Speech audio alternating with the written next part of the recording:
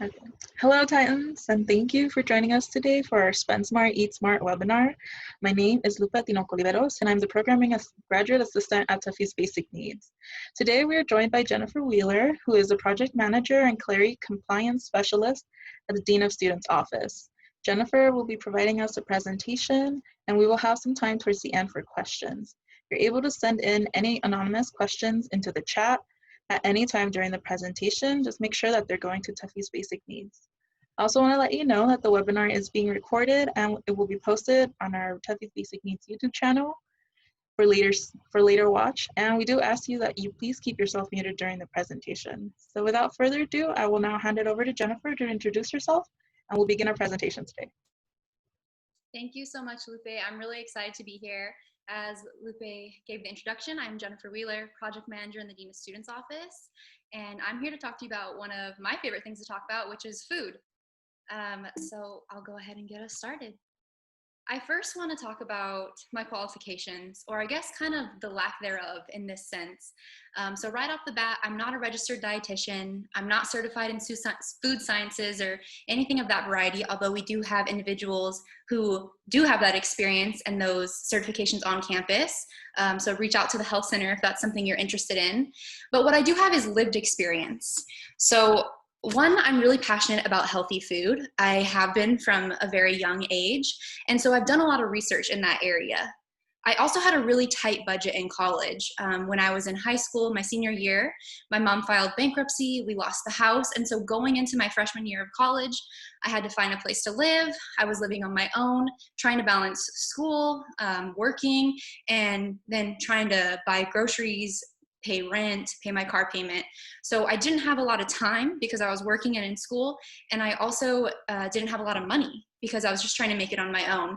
So being able to use what I had and really make it last in the grocery store and also buy good food with it was really important. And it became something that I was very passionate about in college. And then even now, I work full-time here at Cal State Fullerton. But up until August, I recently graduated. I was also a full-time graduate student. So same thing, I still didn't have a lot of time and I still had a tight budget. And so these rules still applied in my life. And I also want to talk a little bit about why I'm so passionate about food. I mentioned it's always kind of been a hobby or a passion of mine outside of what I do for work. And the reason for this is that I think the goal of food is to fuel your body so that you can show up as your best self.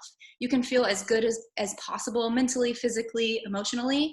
And so you can show up in your life and be the best student, the best friend, the best sibling, family member, etc. in your life. And food is just what makes that happen.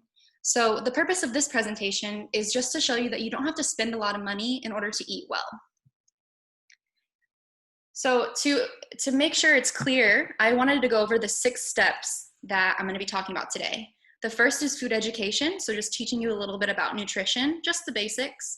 The second, tracking expenses, creating a budget, planning ahead, grocery shopping, and then prepping the food. Those are the 6 steps that I relied on and that I want to teach you today. So first, food education. So there is so much information out there about food, and what's really important about food education is in order to make the most of your grocery budget money, you need to know what you should be eating and what's going to make you feel good. What choices should you be making when you're at the grocery store? I don't want to overwhelm you with too much information, so I just want to stick to the basics. And for me, that is talking about macronutrients and micronutrients. The first thing I want to talk about is micronutrients. So macro means big, and what macronutrients do is they give your body the energy it needs to function. That's their purpose. And there's 3 macronutrients. That's carbs, protein, and fat. You've probably heard of those. And you've probably heard of them because there's a lot of different diets out there that talk about the variability of these. So whether it's high fat, high protein, low carb, or maybe high carb and low fat. There's a lot of different ways to manipulate these 3 macronutrients into a certain type of diet. But what I think and what the research shows is that generally if you're a healthy individual, just the average individual, a balanced diet is the best option for you. And balance would just be a good portion of all 3 of these. So not too high in one area or low in another one, but just a good balance of all 3 macronutrients. The reason why is it's the most healthy and sustainable, and it's the easiest to follow. So I want to go into each macronutrient a little bit. The first one is carbohydrates. So we often think of bread, rice, pasta. Those are the most common carbs that I think of. And sometimes it feels like carbohydrates have gotten a bad rap. A lot of people are saying cut back on bread, all of this stuff. But it's important to know that carbs are actually your body's preferred choice of energy. So it's the easiest way to get energy. It's going to give you quicker energy than eating protein or fat alone. But that said, not all carbs are created equally. You may have heard of this concept of simple versus complex carbs. Complex carbs are really what you want to go for because those are the ones that are going to take longer to digest. They're less processed, and for that reason, they give you longer lasting energy, and they keep your blood sugar in check. And so the thing that's present in all of these complex carbs is fiber. And fiber is what's responsible for keeping you full, managing your blood sugar, all of that really great stuff. And you can find fiber in almost all whole foods. And what I mean by whole food, let me break that down because I also feel like that's a buzzword. When it comes to whole food, it just means unprocessed. So if I give you the example of an apple in its whole form is a whole food. If you turn it into applesauce, it's minimally processed. And then if you turn it into apple pie, it's heavily processed. So if we think about whole foods, it's just the food in their natural state before you turn it into anything else or mess with it at all. So some of the foods that contain the highest amount of fiber per gram are raspberries, artichokes, lentils, chickpeas, oats, almonds, chia seeds, and pears. Next, I want to talk about protein. Of course, when we think about protein, we think about meat. Protein's a really important part of the diet. It's the building block for the body. So it helps build and maintain muscle, keep your hair and nails nice and strong and long and healthy. But you might be surprised to know that there's protein in most whole foods. And in some foods, it's particularly high. So for example, beans, legumes, nuts, and seeds, those all have a lot of protein. And even if we're looking at this image, you see broccoli and spinach, those items have a lot of protein as well, chia seeds. So you don't necessarily have to get it from meat. And why I mention this is just because I don't want you to feel like you have to rely on chicken, steak, or fish because one, those items can be really expensive, and two, they don't last very long. So you may not have it in your budget every week to be able to purchase meat. And also, it goes bad quickly, right? So if you buy a steak, it can last in your fridge uncooked for a couple days. And then even once you cook it, it only lasts for a couple days. So if that's not really a feasible option for you at that time, you can always rely on beans. Even rice has protein, nuts, all of those things have a longer shelf life and are cheaper as well. And then finally, fat. Fat has also gotten a bad reputation recently, but I'm actually here to talk about how much I like it and how great I think it is for your body. It's crucial for brain health, hormonal health, especially in females, and skin and hair health. And in terms of healthy fat, there's two things that you want to look out for, and that's omega-3 versus omega-6. So omega-3 is anti-inflammatory and omega-6 is pro-inflammatory. Therefore, a diet that has more omega-6 than 3 could contribute to extra inflammation in the body, and that could potentially raise the risk of various diseases. So you do want to make sure that you're getting a very balanced intake of omega-3 and 6. What's difficult about this is that omega-3 is only in a select few amount of foods, while omega-6 is in pretty much every fatty food. So for example, walnuts, salmon, flax seeds, and chia seeds all have really high amounts of omega-3. And then pretty much everything else you can think of that is fatty has omega-6. So eggs, nuts, avocado, olive oil, cheese, and meat. So it's really important that when you're making those choices of what fats you're incorporating into your diet, that you're thinking about omega-3 as well. All right, that's macronutrients. Let's go over micronutrients really quickly.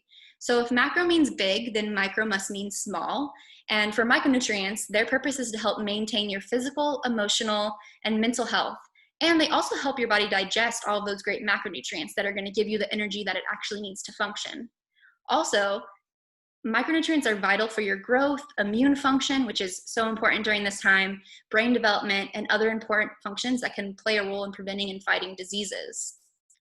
When I think about macronutrients and micronutrients, I always think of this really cliche phrase. You've probably heard it, but it's Just because you're alive doesn't mean that you're living. So when I think about macronutrients, that's what physically keeps you alive.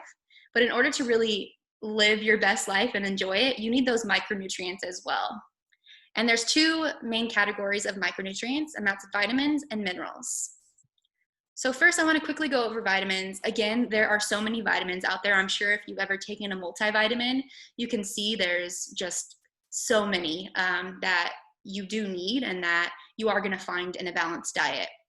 And vitamins are organic compounds made by plants and animals that can be broken down by heat, acid, or air. So it's actually best that we ingest these vitamins and get them from our food rather than a pill, because they're more easily broken down by heat or acid. The three most common vitamins I want to go over quickly. The first is vitamin A. This is good for healthy eyes and general growth and development. We often hear carrots are great for eyesight, and that's true. Carrots have a really high concentration of vitamin A, and so do a lot of orange foods such as sweet potato and cantaloupe melons. Next, quickly, vitamin C. It's great for strengthening blood vessels and giving skin its elasticity. And then it also has an antioxidant function, and it helps with iron absorption. And iron is a mineral, so on the other side of micronutrients.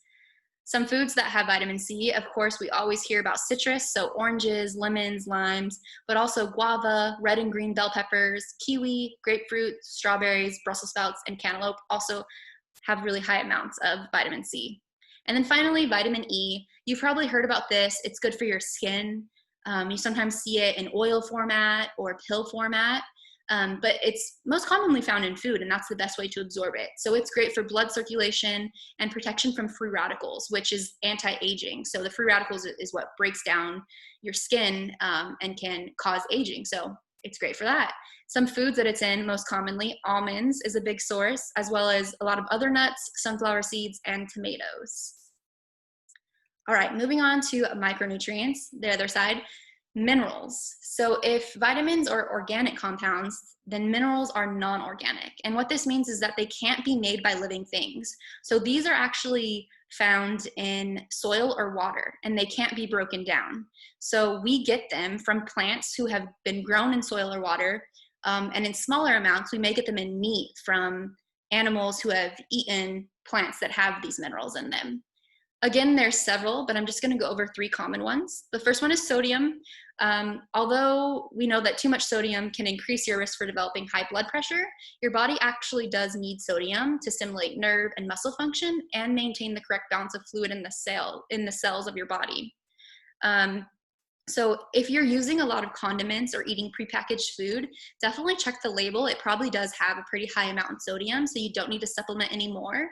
But if you're not, if you're eating a lot of whole foods and making a lot of your own meals and you're not using condiments, you may want to salt your meals just to make sure you're getting enough sodium. So just look into that.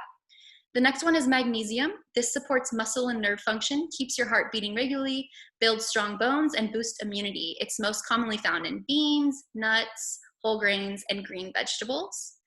And the last mineral I want to talk about is zinc, which is so important right now. It maintains your immune system and helps grow and repair body tissues. So you can find zinc in high amounts in meat, shellfish, legumes, nuts, seeds, eggs, dairy, and whole grains. So wow, that was a lot of information. We talked about macronutrients, micronutrients. It's a lot to absorb. These are things that I've spent years just researching and just learning about because I'm interested in it. So for you, what does this mean? What should you be eating? First, I want to say you will drive yourself crazy if you try to make sure you're eating every single vitamin and mineral. There's just way too many out there. And plus, food items rarely fall into just one category where they just have one micronutrient or one macronutrient. They usually have several micronutrients and macronutrients in the same item, especially if you're eating whole foods. So just as an example, black beans or lentils, they are high fiber, which means they're a carb, but they also have a lot of protein. And they also probably have a lot of zinc in them and other minerals and vitamins. Oranges, for example, of course, they have vitamin C as we discussed, but they're also a great carb source. Chicken thighs, of course, protein, we know that, but they also have fat and zinc in them. So what I really want you to think about is just eating a balanced diet. If you're eating a wide variety of good, healthy food, you're going to be getting all the minerals, vitamins, macronutrients that you need. So don't worry too much about hitting each mark, but just eat a wide variety of good food and you'll be doing a great job. It's also important, of course, to incorporate as many fruits and vegetables as possible. I would say try to have at least one in each meal. That's a good goal, but the more the better. And then also just a little trick is that the deeper or the darker the color of the vegetable, usually this means the more micronutrients it has. So for example, if we think about kale and spinach versus iceberg lettuce, the kale and spinach have a lot more micronutrients, vitamins, and minerals than the iceberg lettuce does. Both are great options. All three are great options. But if you're trying to maximize your budget and you're choosing between spinach and iceberg lettuce and you like both the same taste-wise, choose the darker vegetable. It probably has more nutrients. And then finally, I do have to just mention processed and packaged food. Of course, we can't avoid it. And it is very convenient, especially if you're busy, like I know we all are as students, and just in the world that we live in now, it's go, go, go. So I do want to urge you to stay away from processed food, packaged food, as much as you can. But when you do buy it, there's some easy tips to make smarter choices. So the first one is you just want to make sure it's as minimally processed as possible. And how you can do this is just looking at the labels. I know this can seem overwhelming because there's a lot of information there, but what you want to focus on first is the ingredients, which is usually at the bottom. So if you look at the RX bar, there's a few amount of ingredients here: dates, egg whites, almonds, cashews, blueberries, and natural flavors. I know what all of those are. They all appear to be whole foods for the most part. So I know what's in this bar. When it comes over here to the Nature Valley, there's a lot of ingredients. And as I go through this list, there's some that I am not familiar with. I probably can't even pronounce very well. Soy lecithin, I think that's how you say that. Maltodextrin, I've heard that on a commercial one time. Maltose corn syrup. And it just makes me think, do I want to be putting those items in my body? Are they going to make me feel good? It's more stuff that's created in a lab rather than real food. But the other piece here is that the Nature Valley bar is probably a lot cheaper than the RX bar, if we're going to be honest. And so you need to consider that as well, right? Let me go back real quick. But what I want you to think about is that because the Nature Valley protein bar doesn't have as great of ingredients, and it's actually less calories. So you might be thinking, oh, it's less calories, it's more healthy. I should buy this one. It's cheaper, less calories. This is the best option. It's not going to keep you full as long. I can guarantee that, because the food that's in it is kind of empty. It's empty calories. Whereas with the RX bar, those are items that are really going to fill you up and give you the energy that you need. So although the Nature Valley bar may be cheaper, you might end up needing 2 of them, or you might eat that and then need something else later to keep you going. So just something to keep in mind. Always weigh your options and look at the labels. It's a really simple way to make a smarter choice.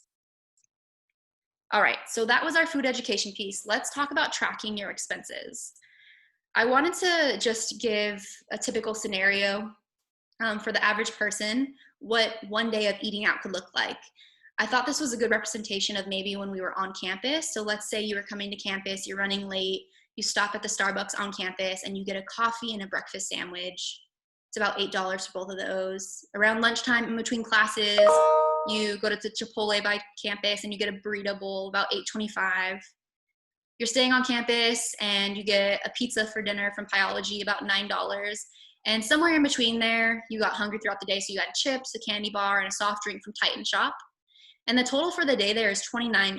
That's a lot for one day when we think about what we would want our weekly budget to be for food.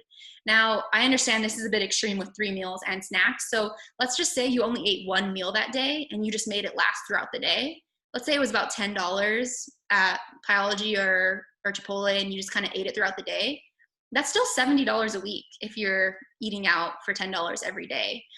So that's quite the budget, and you could definitely get things that are less expensive and make you feel better with a good grocery budget. So let's talk about a budget then. You have the food education, you know what you should be eating, you know what you're typically spending. Now let's figure out what you want to spend. What's your goal budget? So I used the USDA official food plans. This was from the 2019 numbers, and they give recommendations that are realistic numbers for a weekly grocery budget. So you can see here that I would say the average you should be looking for is about 50 to 60 per week. I'd say that's pretty realistic, considering we live in California, for the age range, all of that good stuff. The levels here are thrifty, moderate, and then, thrifty, low cost, moderate cost, and then liberal. So I stuck on the thrifty and the low cost side. And if you just combine all those numbers, I think a good goal is 50 to 60 per week. We could definitely get it lower than that if you need to, but I think that's a good place to start, and it's definitely cheaper than just eating one meal out every day. All right, so now we have our food education. We know how much we're spending. We know how much we actually want to spend. How can we stay within our budget and still eat healthy? The most important tip I can tell you is plan ahead. So the first thing there is checking what you already have on hand. This can help you brainstorm what meals you can create with what you already have, so you don't have to buy more, and also make sure that you're not overbuying so that things aren't going bad. Maybe you didn't realize you already had cheese and you buy more, and then there's too much cheese. You can't eat it all before it gets moldy. So definitely the first step is checking out what's already in your fridge, what's already in your pantry. From there, you can research grocery specials. So each grocery store has different specials. They have weekly ads. You can just look for around you and figure out what's on sale. That can also help you create some meal plans. Think about, with what's on sale and what I have, what kind of meals would I want to create? What sounds good? You can also use Pinterest. Pinterest is a really good tool that has healthy, easy, budget-friendly meal items, and it's a great way to get ideas for what type of meals you can make, especially if you're on the go and are making things ahead of time. Next, you want to review your meals to make sure each macronutrient is represented. Remember, I said we want a balanced diet. So if you're having a meal that's all carbs but no protein and fat, it may not make you feel as good as one that has a little bit of all three. And then finally, create a grocery list and stick to it. But we'll talk about that in our next slide. And then just some general tips here. Plan to have leftovers. That way you're not making so many meals. You can make maybe 1 or 2 meals for the entire week that are like 2 or 3 servings, and just switch it up throughout the day. Be flexible. So we'll talk about that more in the next slide. Simple is best. So don't try to make anything too crazy. Just stick to simple things that you know that you'll like. It's important to find your go-to staple meals, things that you can make easily, cheaply, quickly. And then of course, like I said, utilize websites like Pinterest for easy and healthy meal ideas. All right, finally, we're getting to the grocery shopping, which is the highlight of this presentation. And I actually really enjoy grocery shopping, so I love talking about this. The first thing I want to mention is that not all grocery stores are created equally. So some are just more pricey than others, and we know that. When you think about a Whole Foods versus maybe a Stater Brothers, right? We know that Whole Foods is typically more expensive. But that said, even some of these more expensive grocery stores can have some really great deals that you may want to take advantage of, especially on produce. So make sure you're checking out those ads, see what's out there, go on the internet and just check to see what's on sale that week, what looks good based on your geographic location. My next tip is to utilize bulk bins. So this is something that I don't think I discovered until college. I went to a Winco for the first time in college and was just amazed at how you could buy things in bulk from these bins. You could see the bin on the screen here, but actually several grocery stores have these, and there's a lot in Fullerton. So Sprouts has these, Ralph's, Smart & Final, Winco, even Whole Foods has these. And what you do is, it's a lot of like dried items, so rice, beans, granolas, and even some treats too, if you feel like treating yourself to some chocolate covered almonds or something like that. But you grab a bag and you fill up your bag with as much as you want, and you pay by weight. So there's also scales so that you can weigh how much you have in your bag and calculate how much it's going to cost. Once you have your desired amount, there's little twist ties that you put on it. You wrap it around, and there's pins as well. And there's usually a 4 or 5 digit number for each item, and you just write that down on the twist tie. And when you go up to the register, that's how they'll weigh it. They'll enter that number and they'll calculate how much you owe. So you can save so much money using bulk bins. Not every grocery store has these, but a lot do. And my favorite way to use them is really for some of the larger items like rice and beans. It's the same quality as the things that you're buying in the bags or in the cans, but it's so much cheaper. It's a great way to save money. And then my next tip is to try out generic and store brand products. So they can be anywhere from cents cheaper to whole dollars cheaper, which is great. You can save a lot of money. And sometimes I think the store brand sometimes tastes better than the name brand. Some of my favorite store brand items are Sprouts, if you've ever been there, Aldi, Ralph's. Some of their store brand products taste just as good or better than the name brand. Sometimes they're actually made by the same factory and they're just packaged differently.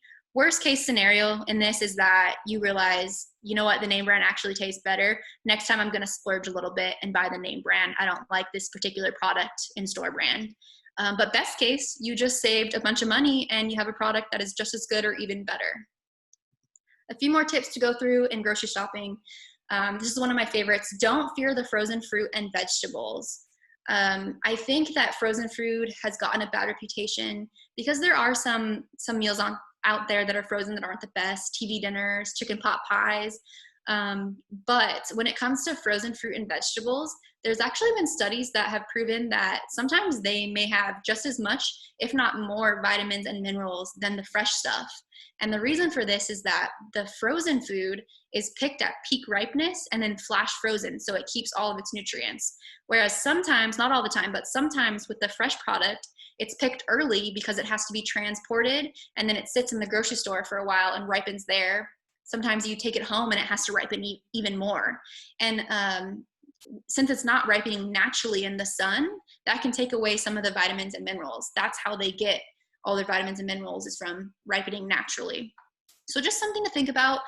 Even if that's not true and they don't have as much nutritional value, I will say frozen vegetables, frozen fruits, it's better than no fruits and no vegetables. What I love about them is that they're super convenient. They're so much cheaper. And they're really easy to store and last forever. Fresh fruit and fresh vegetables can go bad quickly if you're not storing them properly or eating them quick enough. So the frozen option is really great, especially if you're not living with a family and you're making smaller meals for yourself. Such a good option. The next tip is stick to the perimeter of the store. This is something that I had always heard, just really to eat healthier, but it also helps to stick to your budget, because the processed food is in the middle of the aisle, and that's when we get most tempted.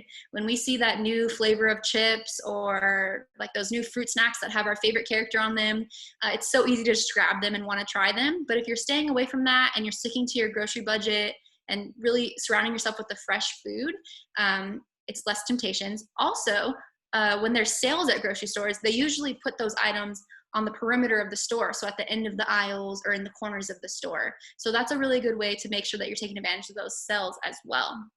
Not to mention, it is true that the healthier food is on the perimeter of the store. Like I said, the processed food is usually on the inside of the aisle. Not always, but in most grocery stores, that's the way that they plan it. And then finally, stick to your shopping list, but of course with some flexibility. You don't want to go and just buy a bunch of things just because they're on sale if you're not going to use them. They'll just go bad and you won't even be able to take advantage of that great sale that you got. But also be a little flexible, because you got to allow yourself to live a little, right? And let's say you wanted to get tomatoes, but you're at the store and the bell peppers just look better. They sound better. They're a similar price and you know you're going to use them. Feel free to buy those bell peppers. Not a big deal, but for the most part, you want to stick to your list. All right, and then this is a really important step. This is our final step, prepping your food. You know what foods you should be eating. You've planned ahead and you know all of the meals that you want for that week. You've gone grocery shopping and you have all your food, but now you have to make sure you actually eat that food and stick to your plan. And one way to make this a lot easier for yourself is just to prep a little bit. Everyone has their own preferred style for meal prep. I think the traditional way is you spend one day, maybe a Sunday, prepping all of your meals for the week so that you're ready to go. Personally, I am not a fan of that style. I've done it. I did it in college sometimes. What I don't like about it is that, one, it takes a lot of time out of one day to prep all of your meals at once. Two, those meals don't really stay fresh for that long. And three, I get sick of eating the same thing over and over. So I like a little more variety. I like to be able to make my meals sooner to when I'm going to eat them, but also still be prepared. So what I recommend doing is definitely washing and chopping all of your veggies And so they're ready to go and you can add them to any meal. And then also pre-cooking any grains, vegetables, and proteins that you have for the week, and keep them in a container that you can just grab and go throughout the week to make your meals. I personally like to prepare my meals the night before. Now that I've been working from home, I've been able to make them a little closer to mealtime. But when I was going into work every day and when I was going to school, it was part of my night routine. I would just make my breakfast, my lunch, and my snacks for the day. And it was really helpful to just have like a big batch of rice and beans or quinoa or whatever it was as the base of my meals, so that I could just put them together quickly the night before and I didn't have to do too much prep. So those are all of my tips, really. I also wanted to go over my staple meals. These are some of my favorite things to make and eat because they're budget friendly, they're easy, and they taste great. Overnight oatmeal is so awesome. If you haven't tried it, I recommend it. Even if you don't like hot oatmeal, I have a lot of friends and family who don't like hot oatmeal. They don't like the texture, the taste. It's totally different when it's cold, and then like you don't even cook it really. You just let it soak overnight and it absorbs all of the liquid. It's really good. So I recommend that. I also like to make burrito bowls, kind of like Chipotle inspired. I would just put everything that I would normally get at Chipotle into a Tupperware and it's good to go. I love a good veggie stir fry with tempeh or chicken, beef. And then also snacks, some of my favorite snacks, hummus and vegetables and apples and almonds. What you'll see here is that I try to keep the macronutrients really balanced. So in each of these meals, there's fat, there's protein, and there's carbs, because that's what makes me feel the best, and that's what research shows makes most people feel the best. I also wanted to share some recipes with you. So this is my overnight oatmeal recipe. There's a lot of variability here. So you'll see I have like a lot of optional ingredients. So feel free to take a screenshot of this, or this is being recorded, so you can always come back and watch it later if you want to make this. I really recommend this recipe. You can get really creative with whatever toppings you want. I love to put blueberries and walnuts. Sometimes I'll put like peanut butter and apples, and that's really good for fall. And then I also wanted to share my burrito bowl. This is really simple, but it tastes so good. And I also love this because you can really make it your own. So it's the basics of rice, beans, lettuce, salsa, all that good stuff. But then you can add your own protein. You can add extra veggies, guacamole if it's in your budget, avocado, salsa. You can really just, whatever you have on hand, throw it into a bowl and it's gonna taste great. So feel free, take a picture or come back and visit later. And now we have some time for questions. I know Lupe has been monitoring the chat and figuring out if we got any coming in, so I'll hand it over to her to see if there's any questions. Thank you, Jennifer, for that informative presentation. So we do have some questions that came in through the chat. First question is, can I use my CalFresh benefits to buy bulk bin items? Yes, you definitely can. There's no restriction against bulk bin items, so feel free to utilize that. Great, thank you. Another question is, I typically find myself not having enough time in the day to cook up a whole meal. Do you have other resources or recommendations of where I can find quick meal ideas? Yeah, definitely. So I think Pinterest is great. I get a lot of good ideas from Pinterest, and also just keeping it simple. One of my favorite meal combinations is seriously just like rice and beans. If I have avocado on hand, that's awesome. I usually don't. So salsa, hot sauce, I'll try to throw in any vegetables. So just like keeping it simple like that. But also, let's say you're out, and I would say most people would be inclined to maybe stop at Del Taco, Taco Bell, McDonald's, grab something quick off the dollar menu. What I would recommend instead is actually hopping into a grocery store. You could grab an apple and some almonds, and that's a really good snack that could keep you sustained. It has all the macronutrients that you need, plus all the vitamins and minerals that are going to make you feel your best. So be creative about your meals. It doesn't necessarily have to be something that you make at home or buy at a fast food restaurant.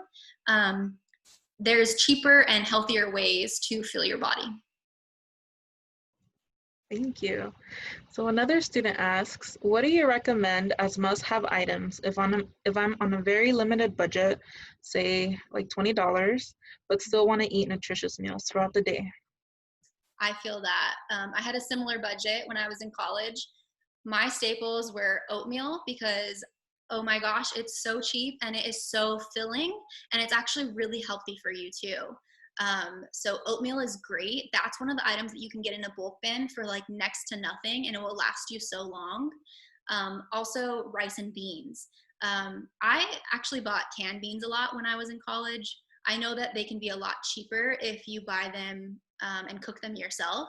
Up to you if you have the time to do that. They're still pretty affordable in cans, but those are a really great staple because they last forever. They have a lot of nutrients and they fill you up. So I would say those are some of my main staples. In terms of vegetables, if you feel like you need some of those nutrients in your life, frozen vegetables are great. You can always steam them, heat them up, and add them to any of your meals. Great, thank you. And our last question is, what are some of your favorite affordable places to grocery shop? Oh, that's a great question. Um, So I used to be really into grocery shopping, and I would even go to different stores for different things, which is just not sustainable, especially now. I'm trying to make my grocery trips as quick as possible. Um, I personally really like Sprouts. I'm not sure if you all, it's definitely a store that's in California. So look in your area and see if you have one.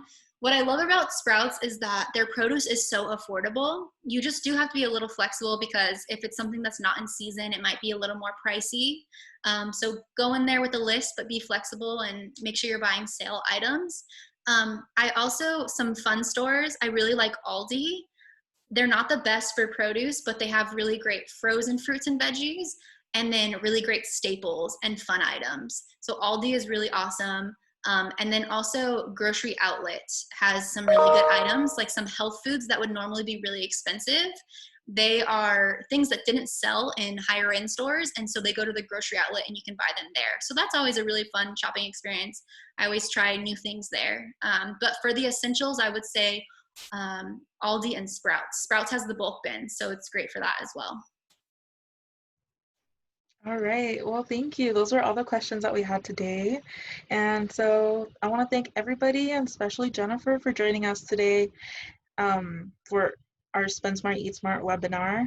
I do want to remind you all that this webinar is recorded, and so you can view at later times if you really want those recipes. Also, don't forget that next week we have our first Basic Needs Ambassador Seminar. It's going to be Thursday, September 24th at 2 p.m. And also, before you leave, please take a couple seconds to quickly fill out our feedback poll. Other than that, thank you everybody for joining. Have a good day. Thank you.